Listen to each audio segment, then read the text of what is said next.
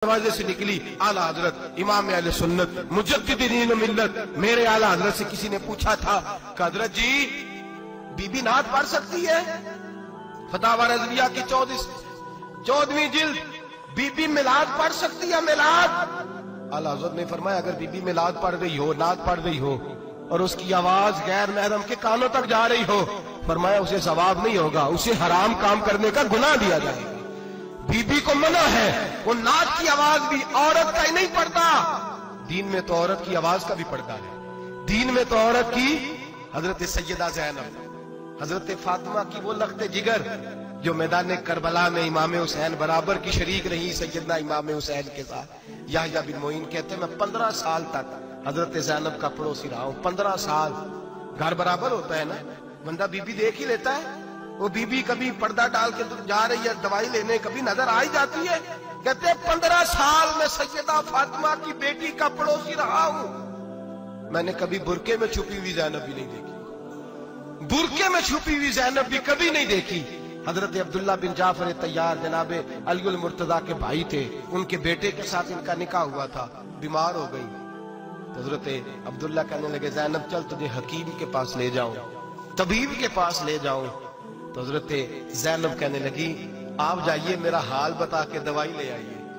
तो हजरत अब्दुल्ला जाफर तैयार कहने लगे शरीयत में गुंजाइश है डॉक्टर के पास जाने, हकीम के पास जाने की गुंजाइश है, तो चलती क्यों नहीं? तो हजरत ज़ैनब कहने लगी शरीयत में गुंजाइश तो है, पर अब्दुल्ला मेरी मजबूरी ये है कि मैं फातिमा की बेटी हूं। शरीयत में गुंजाइश तो है पर मेरी मजबूरी ये है कि मैं हुसैन की बहन हूं। शरीयत में गुंजाइश है पर मैं हसन की बहन हूं। शरीयत में बड़ी गुंजाइश है पर लोग मुझे मोहम्मद अरबी की नवासी कहते हैं। गुंजाइश तो है पर मैं नहीं ना निकल सकती, इसलिए कि जितना कोई अपने आप को दीन के करीब जानता है उतना उसके पैरों में शरीयत की जंजीरें ज्यादा होती हैं। तो जनाब सैयदना अब्दुल्ला कहने लगे अगर तू पर्दा कर गई, अगर तू चली गई, तो फरमाने लगे ये तो अल्लाह की मशीयत है, तू दवाई ला दे ताकि मैं खा लूं, और अगर मैं चली गई तो मैं अपनी माँ से जाके कहूंगी कि अम्मा सारी तकलीफें मैंने छाती पे बर्दाश्त की हैं पर मैंने तेरे पर्दे पर आंच नहीं आने दी।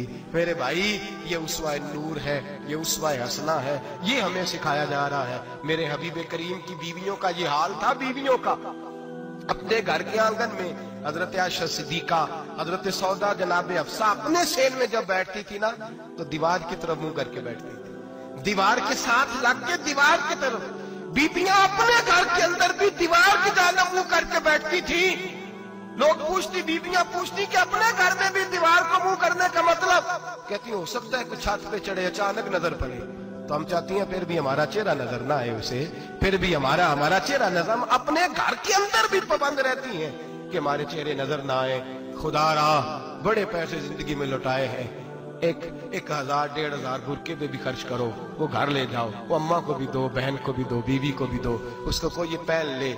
इसलिए कि जब तो हजरत फातिमा के तरीके का पर्दा करेगी तो तेरे आंगन में सैयदा ज़ैनब की तरह की बेटियां पैदा होंगी, वो उस सुन्नत पे चलने वाली बेटियां तेरे आंगन में आएंगी। खुदारा मेरे भाई आज ये नियत करो, ये इरादा करो और अपने घरों को पर्दे का पाबंद बनाओ।